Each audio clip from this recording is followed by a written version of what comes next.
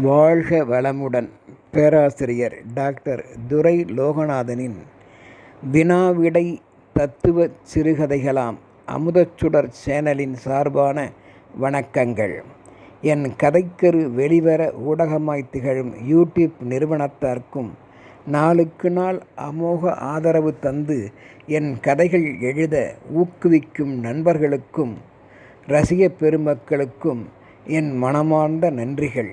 என் கதைக்கரு கற்பனையில் எழுந்தவை என்றாலும் உலகத்தின் போக்கை காட்டி வழிநடத்திட நான் காட்டும் உபாயங்களே.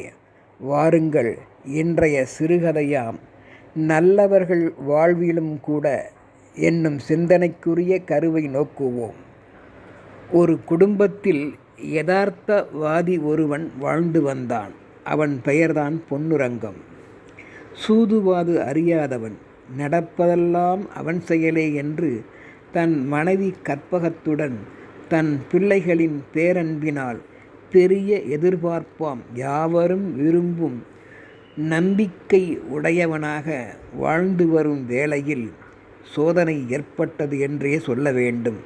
ஒரு நாள் யதார்த்த போக்கில் இருந்தவர்களுக்கு எதிர்பாராத விதமாய் எதிர் வீட்டு நண்பர் கோதண்டத்தின் மனைவி சரளாம்பாள் ஏதோ எண்ணியவளாய் பொன்னுரங்கம் வீட்டில் நுழைந்து, கற்பகம் கற்பகம் இருக்கிறாயா இல்லையா, ஒன்றும் சப்தத்தை காணவில்லையே என்று நோக்கிய போது உள்ளிருந்து கணவன் மனைவியர் இருவரும் வெளிவந்து அந்த சரளாவை வரவேற்று மகிழ்ந்தனர். வந்தவளை குடும்பத்தினர் இருவரும் வரவேற்றதில் சரளாவுக்கு மகிழ்ச்சி. மீண்டும் அவர்களுக்கு வணக்கம் தெரிவித்த சரளா, எனக்கு நீங்கள் இன்று ஒரு உதவி செய்ய வேண்டும், கண்டிப்பாக செய்வீர்கள் என்று நம்பி வந்துள்ளேன்.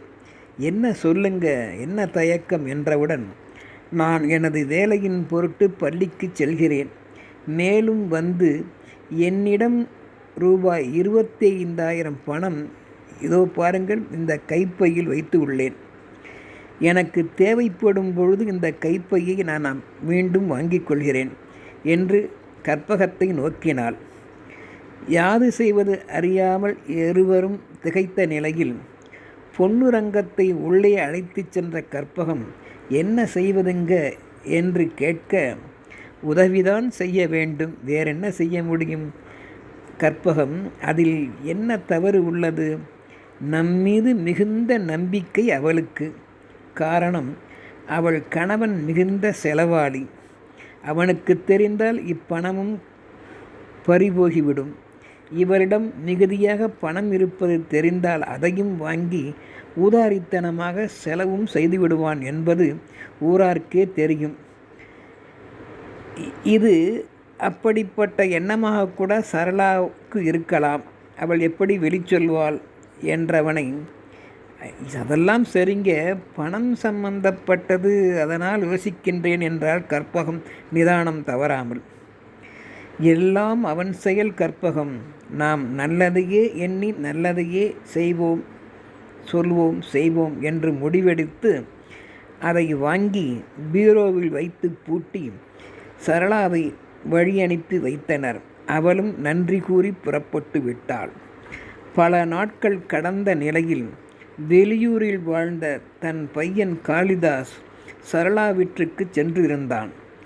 காளிதாசுக்கோ அப்போது பணமுடை ஏற்பட்டது. தகப்பனிடம் கேட்டு பயனில்லை, அவனை பற்றி அவன் அறிவதால். இவ்வாறு தகப்பனை பற்றி கருதியவன் தன் தாயிடமே கேட்டான்.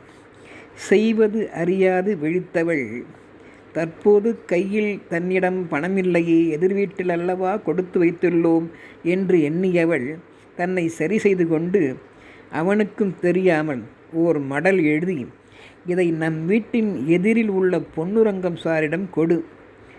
பணம் உதவி நீ கேட்டதை கேட்டு உள்ளேன். என் பொருட்டு அவர் நிச்சயம் உதவி செய்வார். பணம் வந்தவுடன் நாம் திருப்பி கொடுத்து விடலாம், அதில் ஒன்றும் தவறு இல்லை. அவசரத்திற்கு வாங்கிக்கொள்.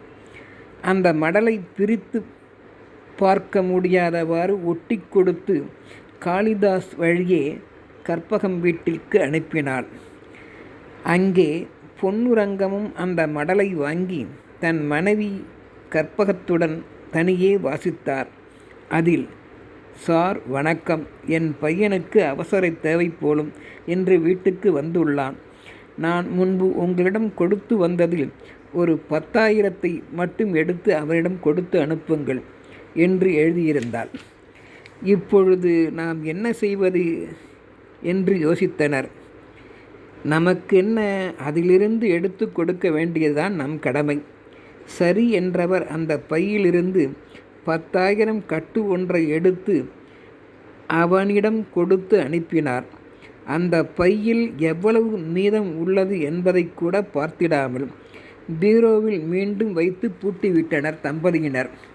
காளிதாசோ தாய் வழியே தான் பணம் பெற்றதை தந்தை அறியக்கூடாது என்பதில் உறுதியாக இருந்தான். எதிர்பாராத விதமாக சில மாதங்களில் சரளாம்பாள் கோவிட் நோய்க்கு ஆளாகி இறந்தும் போனாள்.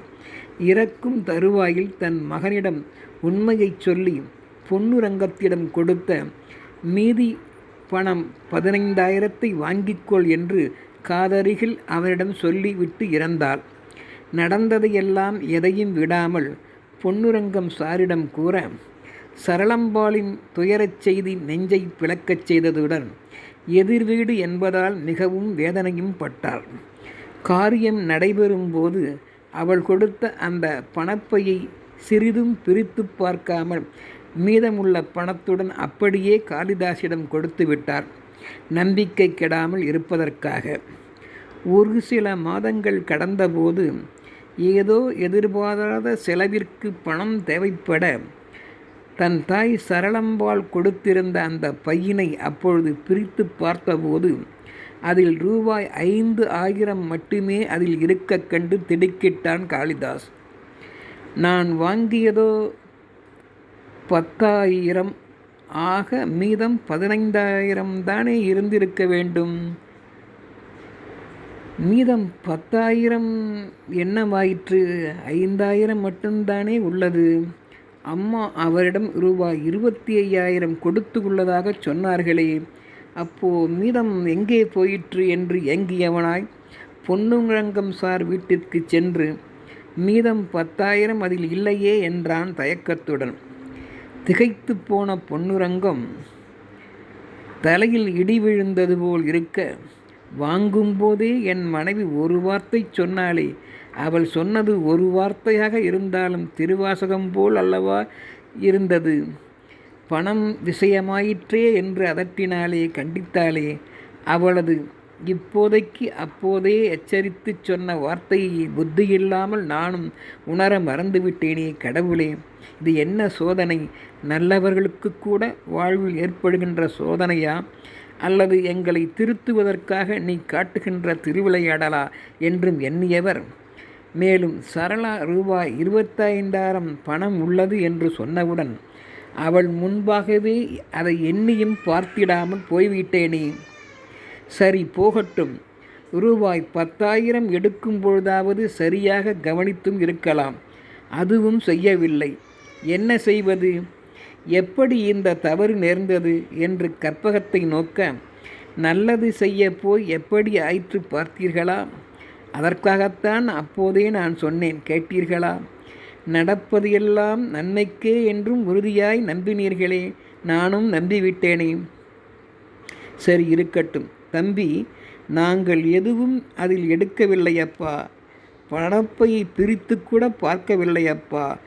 உன் தாய் கொடுக்க சொன்ன 10,000 மட்டும்தான் அதை அப்படியே எடுத்து கொடுத்துவிட்டு மீதத்தை பீரோவில் வைத்து விட்டோம். அம்மா கொடுத்த மடலின்படி அதை நாங்கள் செய்தோம். மீதம் எவ்வளவு என்று கூட நாங்கள் பார்க்கவில்லையப்பா. நீ வீட்டிற்கு சென்று விசாரி, அம்மா எவ்வளவு கொடுத்து வைத்திருந்தாள் என்று. ஒரு சமயம் உன் தந்தைக்கு இது தெரிந்திருந்தாலும் இருக்கலாம் என்று தந்தையை பற்றி உதாரணம் காட்டினார்.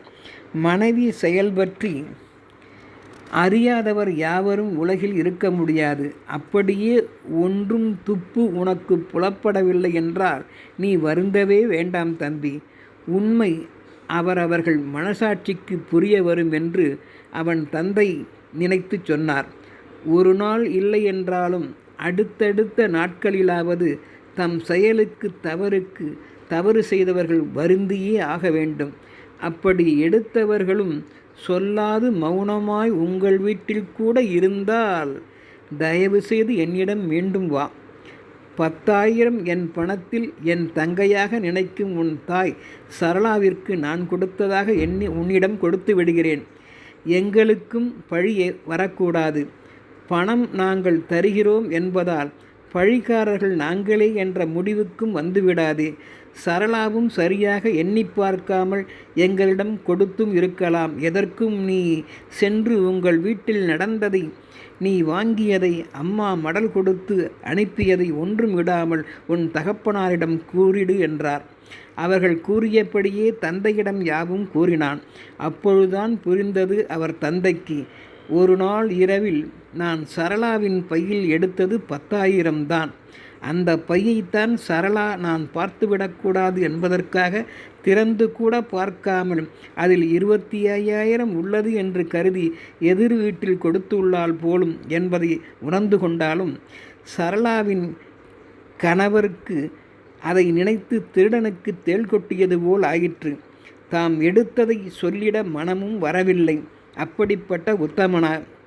ஓஹோ, அப்படியா என்று அதிர்ச்சி அடைந்தவர் போல சமாளித்து கொண்டு தன் மகனை அழைத்து கொண்டு மிகவும் நேர்மையானவர் போல் சிங்க நடை போட்டு பொன்னுரங்கம் வீட்டில் ஒரு கலாட்டவே நடத்திவிட்டார். வீதியில் உள்ளோர், அக்கம்பக்கத்தில் உள்ளோர் அனைவரும் கூடி வேடிக்கை பார்த்தனர். அந்த பொன்னுரங்கத்திற்கோ அவமானம் தாங்க முடியாமல் போயிற்று. நாம் நல்லது செய்ய நினைத்து நல்லவர்களுக்கும் இது சோதனையா கடவுளே? யதார்த்தவாதிகளாய் வாழ்கின்றோம் என்று கூட கடவுளுக்கு கண்ணில்லையா? நமக்கு இந்த தீராத பழி வந்துவிட்டது. இது நம்மை போன்ற நல்லவர்களுக்கு மட்டும் வந்த சோதனை அல்ல, யாவர்க்குமே. ஏன், இங்கு கூடி நின்று வேடிக்கை பார்க்கின்றார்களே அனைவருக்குமே தெரிந்திருக்க வேண்டிய ஒன்றுதான். எதையும் யோசிக்காமல் பிறர் மெச்சிட வேண்டும் என்பதற்காக இரக்கம் காட்டினால் வழியில் கிடக்கும் கோளரையை எடுத்து காலில் போட்டது போல் ஆயிற்று. நல்லது நல்லது என்று நாம் மேற்கொள்ளும் யாவும் சில வேளைகளில் இப்படித்தான் பாடாய்படுத்துமோ இறைவா? ஊரில் உள்ளவர்களுக்கு நம்மை பற்றி நன்கு தெரியும். நமக்கு இந்த பணம் ஒரு பொருட்டே அல்ல.